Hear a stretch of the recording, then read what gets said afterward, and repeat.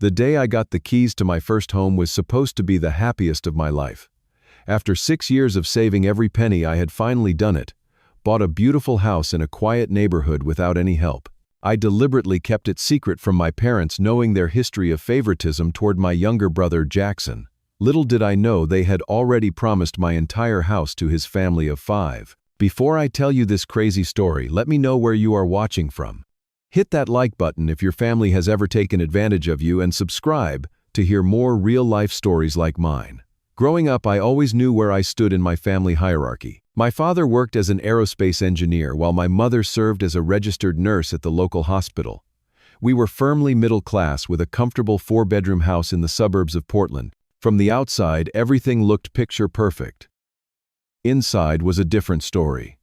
My brother Jackson, 4 years younger than me, somehow managed to capture 90% of my parents' attention, affection, and resources. It started with little things: bigger birthday celebrations, more expensive Christmas presents, and endless second chances when he messed up. Meanwhile, I was expected to be self-sufficient from an early age.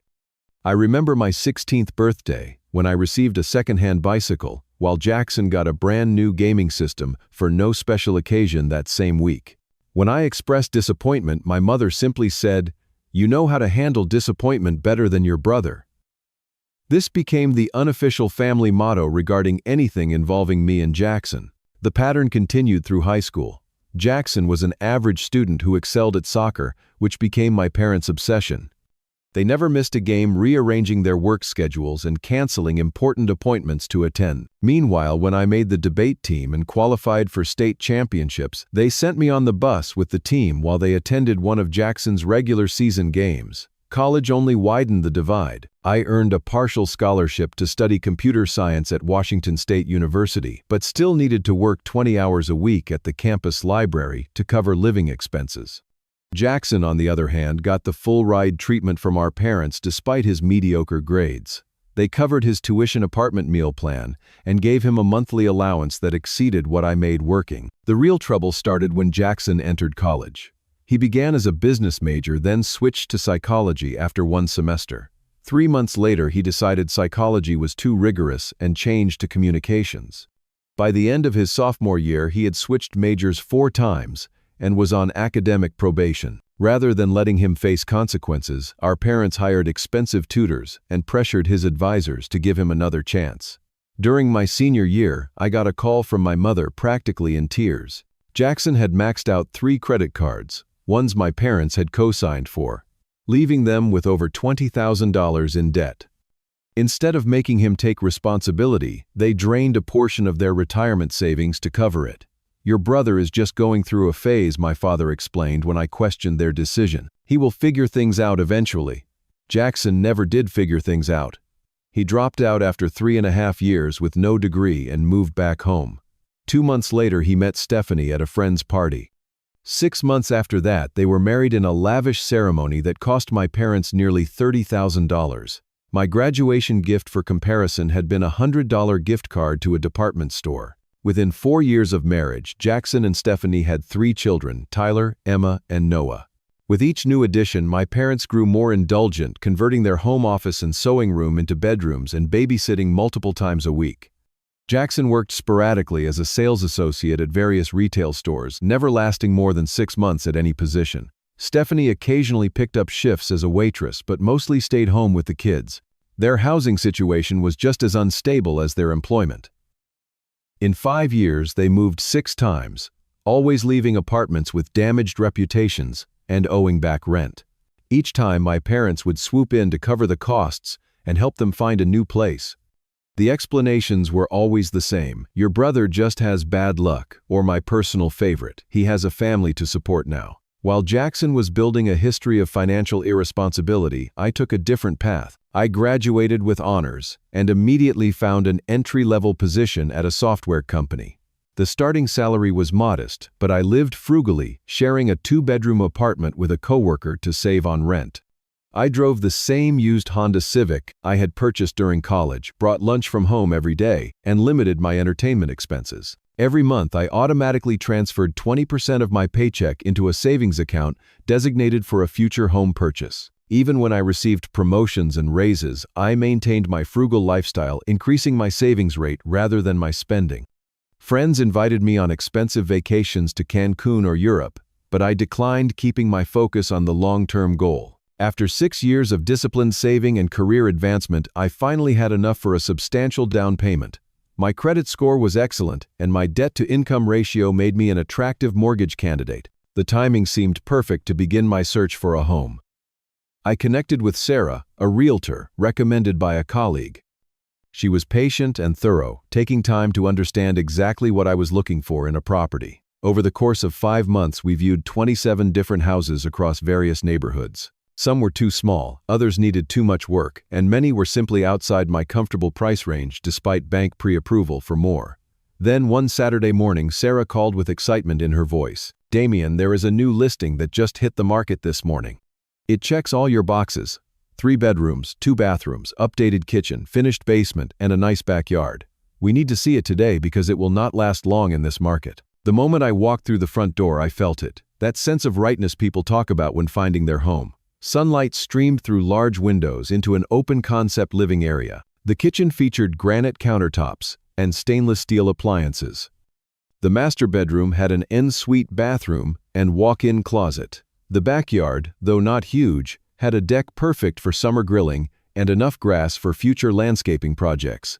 Best of all, it was located in a quiet neighborhood just 15 minutes from my office. The asking price was at the upper end of my budget, but still within reason. After walking through the house twice and checking every corner, I told Sarah I wanted to make an offer that same day. The negotiation process was tense. Another buyer submitted a competing offer, forcing me to increase mine. After 2 days of back and forth, the sellers accepted my offer.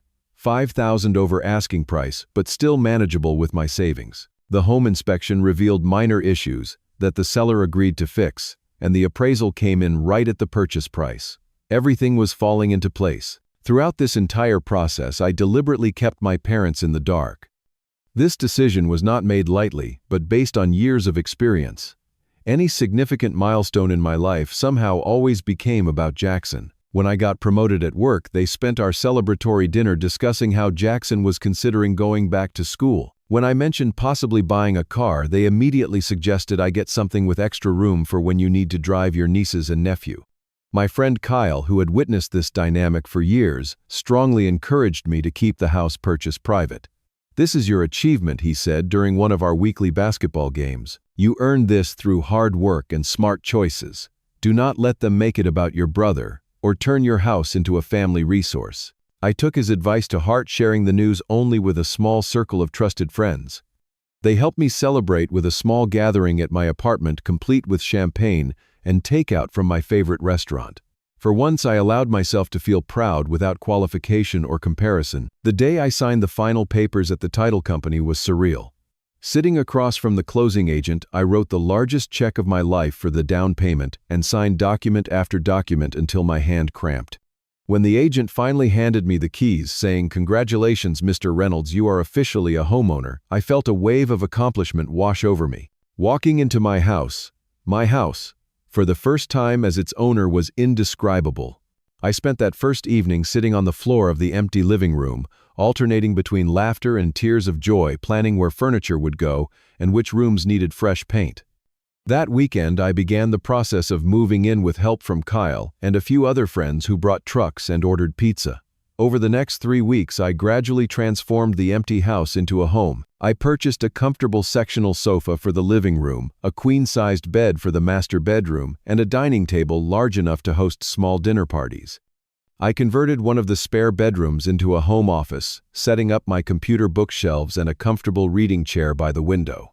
The third bedroom remained mostly empty, designated as a future guest room once I could afford proper furniture for it. The housewarming party was small but perfect, just 8 close friends bringing thoughtful gifts and good wine. We grilled burgers on the back deck, played music through my new speaker system, and stayed up late talking and laughing. For perhaps the first time in my adult life, I felt completely content and at peace. That peace lasted exactly 17 days.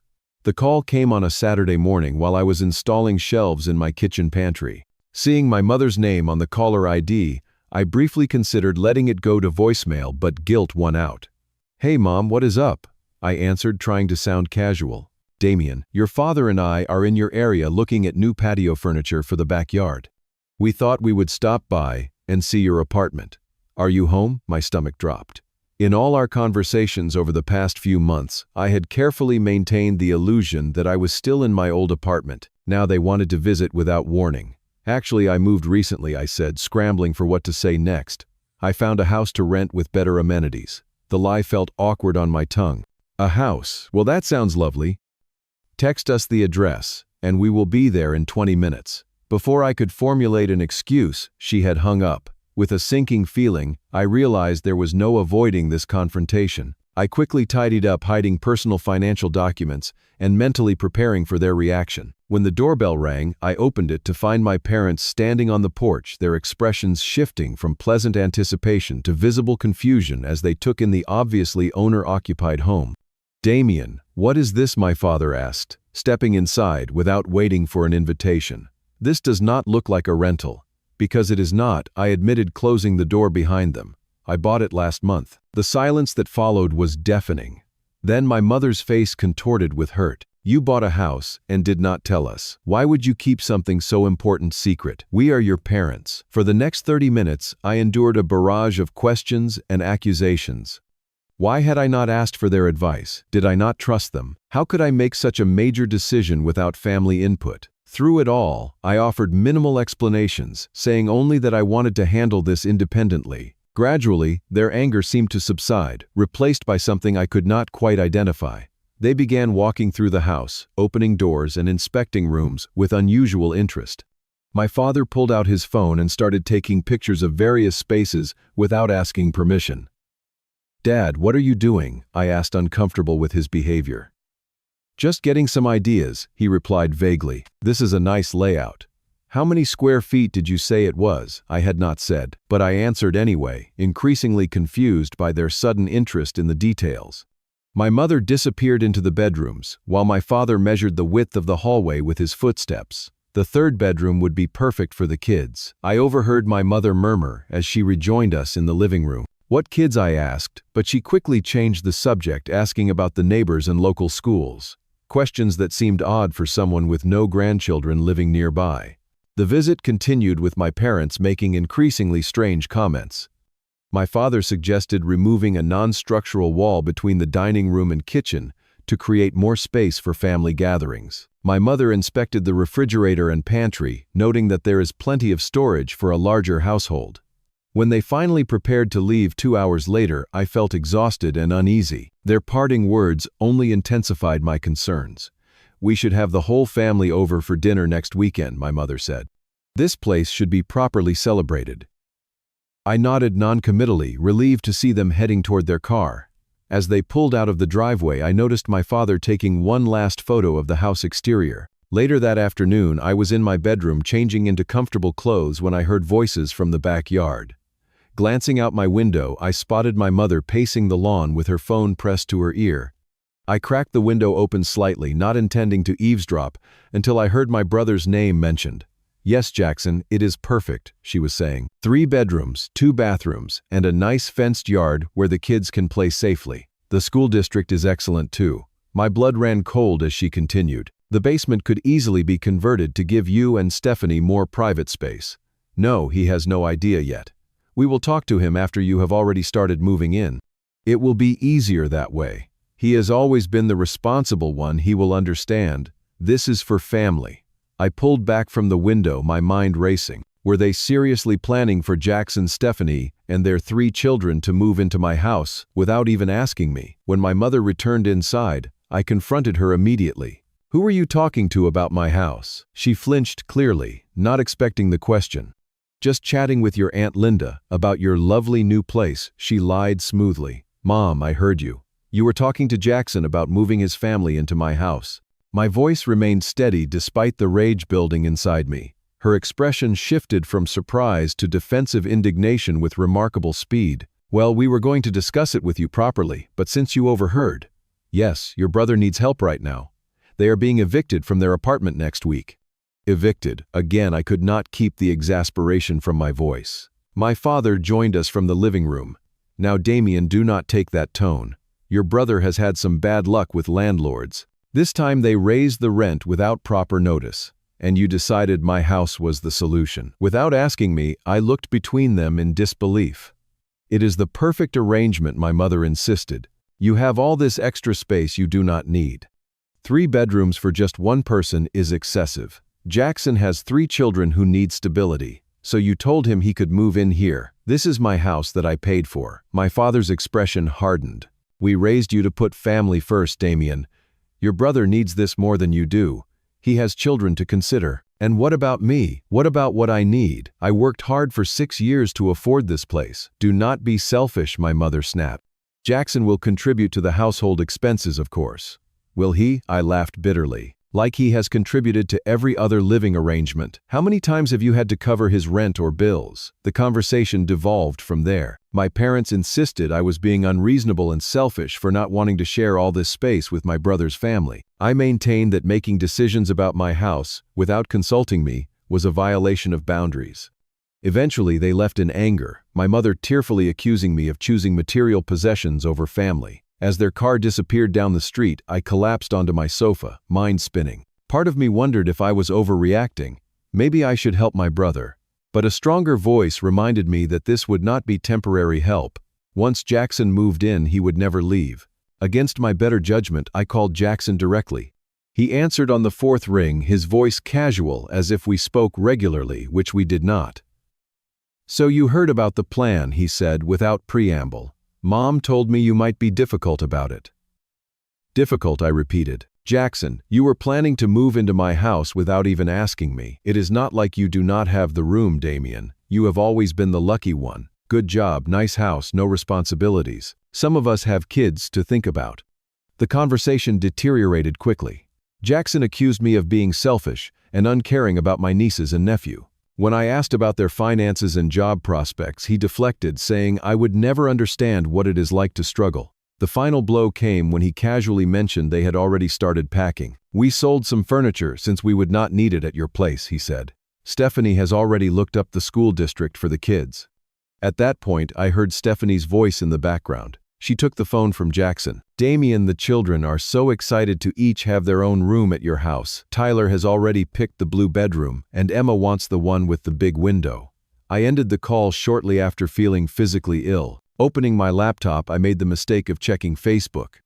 There at the top of my feed was a post from Stephanie, a photo of my house, clearly taken from my father's phone, with the caption, "Our new home. Moving next week, and could not be more excited for this fresh start." The comments section was filled with congratulations from friends and extended family. Worse, Stephanie was actively responding to questions about their new house, detailing plans to repaint the master bedroom and replace the living room curtains. The post had 53 likes, including ones from my parents. Reality crashed down on me with suffocating weight. This was not a misunderstanding or a tentative plan. My family had unilaterally decided to take over my home, and they expected me to simply accept it. Sleep became impossible over the next few days. I would lie awake replaying conversations in my head, thinking of all the things I should have said. During the day, I moved through work like a zombie, making careless mistakes that drew concern from my supervisor, Thomas. "Everything okay, Damien?" he asked after I completely missed a deadline for a client report. "This is not like you." I mumbled something about personal issues, but Thomas persisted, inviting me to grab coffee after work. Over lattes at the cafe across from our office building, the whole story spilled out. "So, let me get this straight," Thomas said when I finished. "Your parents and brother are planning to move 5 people into your newly purchased home without your permission, and they are angry that you object." Put so plainly, the absurdity of the situation was stark. Thomas shook his head in disbelief before continuing. "Damien, this is your house. You have the legal right to decide who lives there. You need to be absolutely clear about your boundaries." The conversation with Thomas fortified my resolve, but I still felt unprepared for what came next. 4 days after my parents' visit, I arrived home from work to find Jackson's minivan parked in my driveway. Next to it was a small rental truck piled with furniture and boxes. For a moment, I sat in my car, heart hammering in my chest. Then, taking a deep breath, I got out and walked toward the house, where I found Jackson, Stephanie, and their 3 children standing on my front porch. "Surprise," Stephanie called out cheerfully. "We thought we would get a head start on the move." Jackson held up a set of keys. Copies of mine, though I had never given any to him. "Mom had these made for us. Hope you do not mind, we came a day early." I stood frozen, staring at the 5 expectant faces before me. Tyler and Emma, 8 and 6 years old, had already pushed past me and were running through my living room, arguing over which bedroom would be theirs. 2-year-old Noah was balanced on Stephanie's hip, drooling onto the stuffed dinosaur clutched in his chubby hand. "You cannot be serious," I finally managed. "I never agreed to this." Jackson's smile faltered. "Come on, man. Do not be like that. We have nowhere else to go." "That is not my problem," I said, blocking the doorway as Jackson attempted to carry in a box. "I never said you could move in here." Stephanie's expression shifted from excitement to confusion. "But your parents said it was all arranged. They said you had plenty of space and were happy to help." "Well, they lied." The words came out harsher than I intended, causing Emma to stop her exploration and look back at us with wide eyes. Jackson pulled out his phone. "I am calling Mom and Dad. They will straighten this out." Within minutes, my parents were on video, their faces tight with disappointment. "Damian James Reynolds," my mother began in the tone she had used when I was in trouble as a child. "I raised you better than this. Family helps family. This is not helping Mom. This is taking over my house without permission." My father interjected. "Remember when you were 10 and Jackson stood up to that bully who was picking on you? He has always protected you." "That was 20 years ago," I exclaimed. "And it has nothing to do with this situation. We sacrificed everything for you boys," my mother continued, tears welling in her eyes. "I took extra shifts to pay for your school activities. Your father worked overtime for years to provide for this family, and I appreciate that," I said, trying to remain calm. "But that does not give you the right to decide who lives in the house I purchased." "Family is forever, Damian," my father said gravely.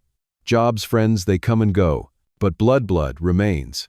The guilt tactics continued, increasingly desperate and manipulative. By this point, a small crowd of neighbors had gathered near my driveway, watching the drama unfold with undisguised curiosity. After ending the call with my parents, I turned back to Jackson and Stephanie. "You need to leave. Now. This is my property, and I did not invite you to live here." "You would put your own family out on the street?" Stephanie asked incredulously, clutching Noah closer.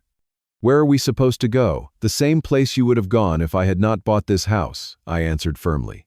Jackson's face darkened. "You have always been the golden child. Everything comes so easy for you while I struggle. Now you have this big house all to yourself, while my kids might end up homeless. How do you sleep at night?" Before I could respond, my phone began buzzing incessantly with text messages and calls from extended family members.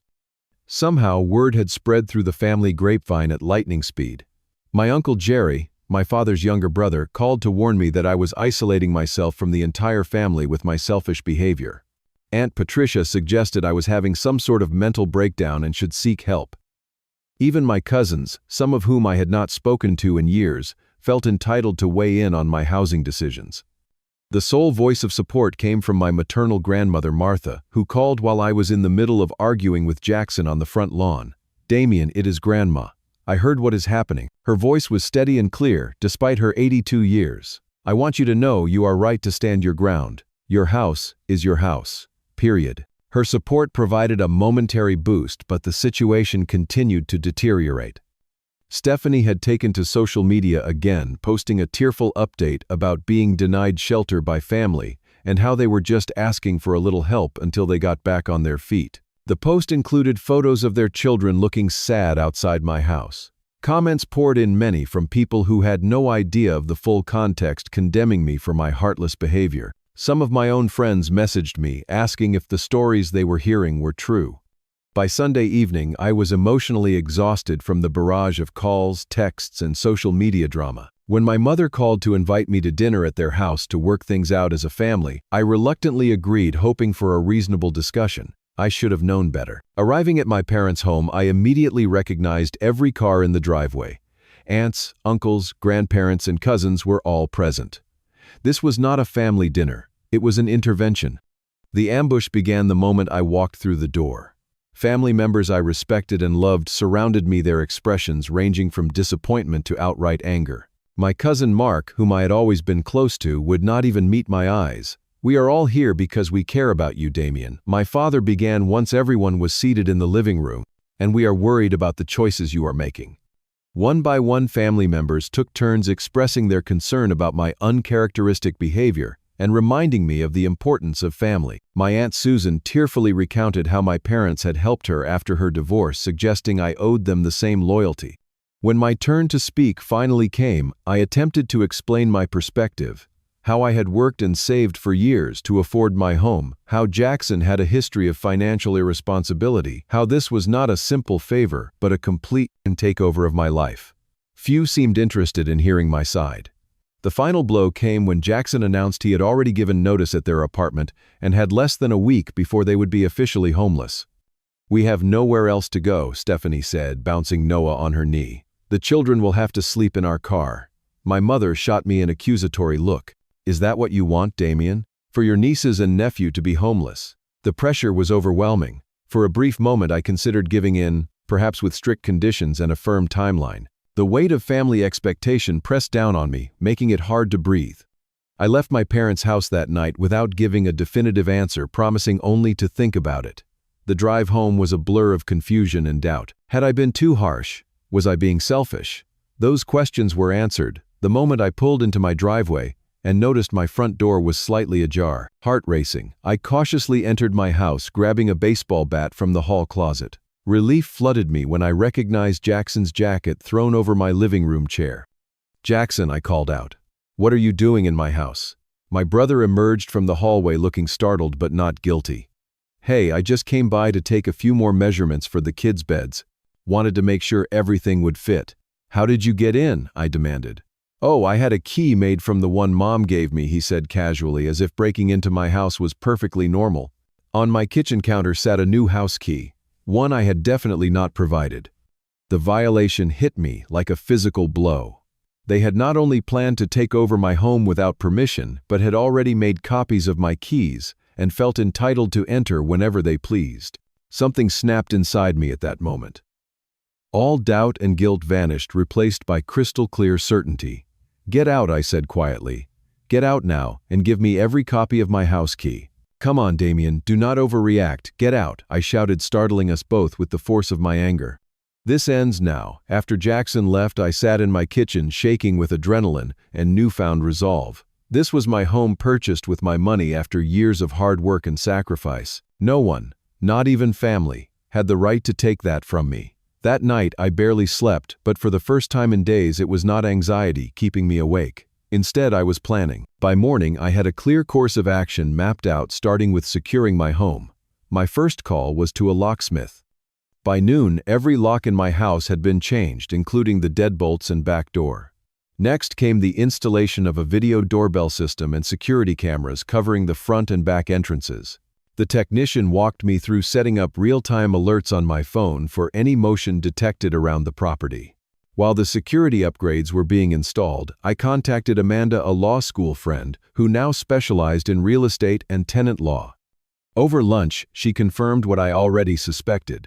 "Your brother has absolutely no legal right to occupy your property without your consent," she explained. "The fact that your parents promised him something they had no authority to promise is irrelevant from a legal standpoint." Amanda helped me draft a formal notice stating in unambiguous terms that Jackson, Stephanie, and their children did not have permission to reside in or enter my home.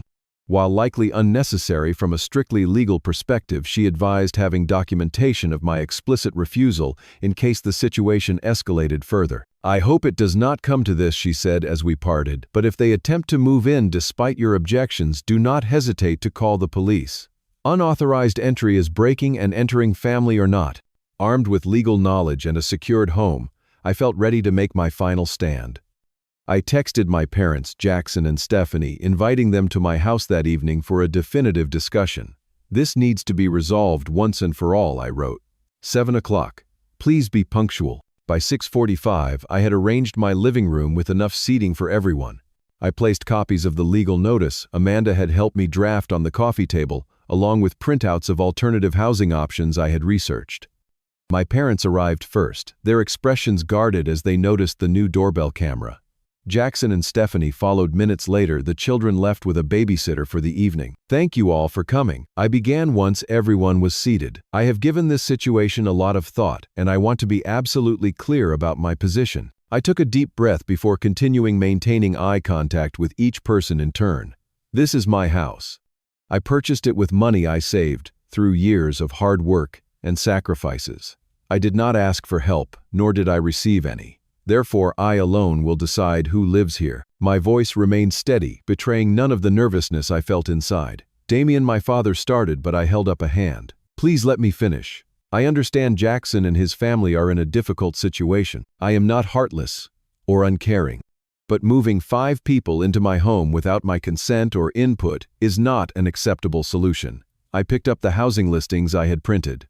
I have researched available rentals within your budget, Jackson. There are 3 apartments currently available in safe neighborhoods with good schools. 2 of them are 2-bedroom units which would be tight but workable. The third is a 3-bedroom townhouse about 20 minutes from here. Jackson scoffed. We cannot afford those places. The townhouse perhaps not, but the 2-bedroom on Maple Street is actually $50 less per month than your current apartment. And I am willing, this part was difficult to say, but necessary, I am willing to help with the security deposit as a one-time assistance.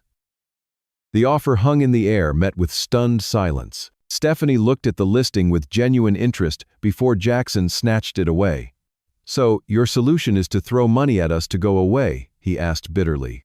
No, my solution is to offer reasonable help that does not involve surrendering my home and privacy. There is a substantial difference. My mother dabbed at her eyes with a tissue. I just do not understand why you cannot share. This house has more than enough room.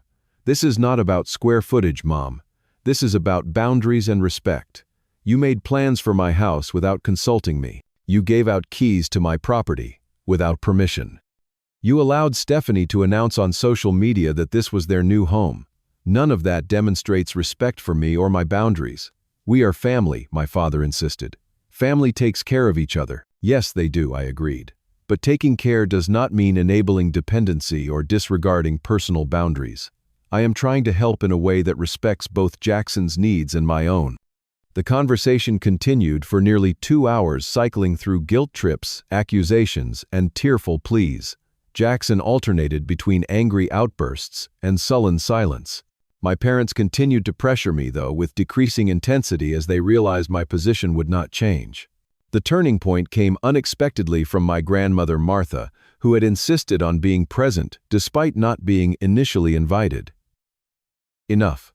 She suddenly announced, her voice cutting through the tension. I have sat here listening to this nonsense for too long. All eyes turned to her as she continued, Damien is right. This is his house bought with his money. None of you have any right to it. She fixed my parents with a stern look. And you two should be ashamed. You have indulged Jackson his entire life at Damien's expense. When will it end? Mom, you do not understand, my mother began, but Grandma Martha was not finished. I understand perfectly. I watched you two favor one child over the other for years. I said nothing then, and that was my mistake. But I will not be silent now. She turned to Jackson. And you, young man, it is time you stood on your own 2 feet and provided for your family without expecting your brother to sacrifice his future for your poor choices. Her words landed with surprising impact. For perhaps the first time, Jackson looked genuinely uncomfortable rather than entitled. My father stared at the floor, and my mother twisted her tissue into a shredded mess. In the silence that followed Grandma's speech, I gently pushed the apartment listings toward Jackson again. The offer of help with the deposit stands. And I am happy to help you look at these places if you want. Jackson did not take the papers immediately, but Stephanie reached for them, scanning the details more carefully this time. The one on Maple Street is close to a park, she noted quietly. 3 days passed with no communication from my family. I began to worry they were planning another strategy or intervention. Instead, I received a text from Jackson. Can we look at that apartment on Maple tomorrow? The viewing went better than expected. The apartment was clean with decent-sized bedrooms and a small playground visible from the kitchen window.